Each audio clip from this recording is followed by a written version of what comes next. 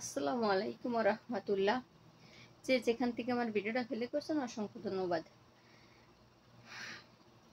সকল মুসলিম প্রিয় ভাই ও বোনেরা, আপনারা মনোযোগ দিয়ে আমার কথাগুলো শুনবেন। আমি একটা কথাও মিথ্যা কথা বলতেছি না। তো আমি মদিনাতে উমরা করার জন্য যাই। আগে মক্কা গেছি, তারপরে মদিনায় গেছি। তো মদিনায় যেখানে নবী মুহাম্মদ রাসূলুল্লাহ সাল্লাল্লাহু আলাইহি সাল্লামের রওজা শরীফ, সেখানে সোজাসুজি করে আমি এরকম করে মুনাজাত ধরেছি। তো আমার হাত দুটো কি করলো, ওইখানে যারা সিকিউরিটি মেয়েরা আছে, ওই মেয়ে আমার হাত দুটো সরাই এইভাবে ফিরে দিয়ে বলতেছে কি, এখানে কি চাও? কাবার মালিক কাবা ওইদিকে কাবার মালিকের কাছে চাও, যা চাওয়ার, এখানে কিছু চাইও না। তো বুঝতে হবে যে নবী মুহাম্মদুর রাসূলুল্লাহ সাল্লাল্লাহু আলাইহি সাল্লাম আমাদের বিশ্ব নবী, নবীদের নবী, হ্যাঁ, সাফায়াতের কান্ডারি নবী, আমাদের সাফায়াত করবে সেই নবী। তো সেই নবীর স্থানে গেছি, দরবারে গেছি, সেই নবীজির রওজা শরীফ, এই দুই নয়নে চোখের পানি অধাজারে জ্বলতেছে, নবীজির সোজাসুজি হাত দুটো উঁচু করেছি, তাই হাত দুটো ঠেলা দিয়ে এরকম, মানে হাত দুটো এরকম সরাই দিয়ে বলতেছে ওই দিকে চাও, কাবা ওই দিকে, কাবার মালিকের কাছে চাও, যা চাওয়ার। তো এই এই এই কথার উদ্দেশ্য কি বলতে হয় না যে কোনো কবরবাসীর কাছে কোনো কিছু চাওয়া জাহেজ না। আমারে সৃষ্টি করছে আল্লাহ পাক, আমার যা কিছু মনের বাসনা, চাওয়া না চাওয়া, পাওয়া না পাওয়া, সব কিছু আল্লাহর কাছে চাবো। আমরা বেশি বেশি আল্লাহর কাছে চাবো। আর যখনই আমরা এইগুলোকে আল্লাহর সঙ্গে শিরক করি, আল্লাহর কাছে না চাইয়ে অন্য লোকের কাছে চাবো, অন্য লোকের কাছে আশা করব, তখনই তো শিরক হয়ে গেল। আল্লাহকে ওভারটেক করে তখনই অন্য লোকের কাছে চাওয়া পাওয়া, মানে অন্য লোকের কাছে চালি বলে কেউ ফেরে না খালি হাতে, ও অমুক বাবার দরবারেতে।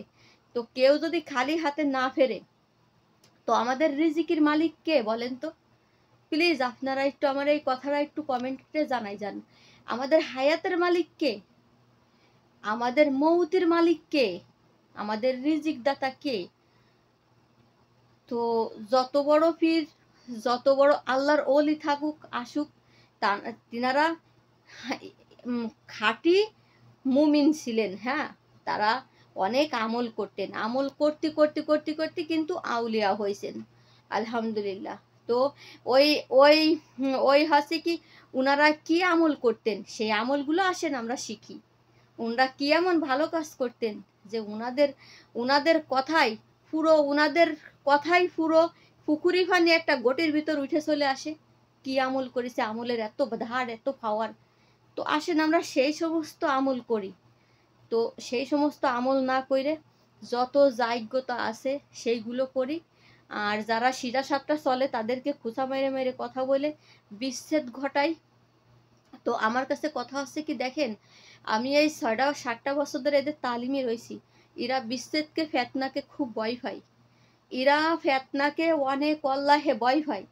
তো যারা জান্নাতের আশা করবেন, যারা মনে করবেন আমি জান্নাতি হব, আল্লাহ তুমি আমাকে জান্নাতুল ফেরদাউস নসিব করো, তো সেরা জাগের মনের অন্তরে বিশ্বাস যে আমি জান্নাতুল ফেরদাউসে যাব, তো তারা অবশ্যই অবশ্যই কারোর পিছনে লাগবেন না, কাউকে দুনিয়ার ঘরে ছোট করবেন না।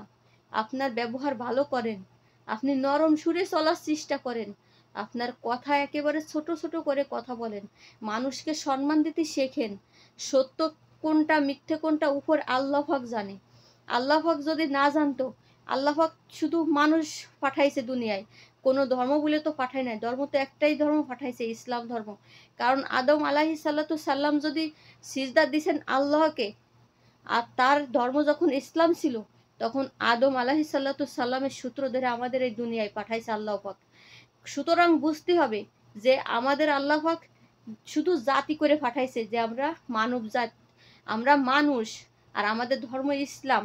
আর দ্বিতীয় কোনো কিছু আল্লাহ পাঠায় নাই। এখন যদি আপনারা মন গড়া এক একজন এক এক রকম করেন, হাতে গুনে বাংলাদেশে বলতে গেলি 10 জন মানুষ, হুজুররা হাতে গুনে বলতে গেলি, সে 10 জনের ভিতর যদি 5 জন আপনারা 5 রকম করেন, আর 5 জন যদি একরকম করেন, তা কখনো আপনাদের গায়ে শক্তি বল থাকবে না বিধর্মীদের সাথে। ওয়াল্লাহি আমি কি বলতে চাচ্ছি বুঝতে চেষ্টা করেন। তো আপনারা 5-10 জন হুজুর যদি একই রকম হন, একই সঙ্গে চলার চেষ্টা করেন, একই মতামত হয়, একই কালচার হয়, দেখবেন বিধর্মীরা আমাদের কিচ্ছু করতে পারবে না, ইসলামের এতটুকু ক্ষতি করতে পারবে না। 10-এর লাঠি 1-এর বোঝা, আপনি একজনের পরে যত বোঝা চাপাই দেবেন সে ভারী হয়ে যাবে, আর 10 জনে আপনারা ভাগ করে নেবেন, কারো কোনো কষ্ট হবে না। তাই আসেন, আপনার কিতাব যদি আল কুরআন হয়, আপনার নবী যদি মোহাম্মদুর রাসূলুল্লাহ সাল্লাল্লাহু আলাইহি সাল্লাম হয়, আপনার রব যদি আল্লাহ হয়, আপনার মরার পরে যদি সাদা কাফন হয়, তা সমস্ত বিধাভেদ বন্ধ করে আসেন আমরা মুসলিম, আনা মুসলিম এন্তা মুসলিম, আমরা সকল মুসলিম ভাই বোনেরা সকল বিচ্ছেদ ভুলে যাইয়ে আমরা একত্রে হয়ে ওই রবের দরবারে সন্তুষ্ট লাভের আশায় আমরা আমল করি, ইবাদত করি, বন্দেগী করি, হজ করি, জাকাত করি, মানুষের সাথে ভালো ব্যবহার করি, মানুষের সাথে সাহায্য সহযোগিতা করি, সবাই আগায় আসেন। আলহামদুলিল্লাহি রাব্বিল আলামিন। সবাই ভালো থাকবেন, আমার ভিডিওটা বেশি বেশি শেয়ার করবেন।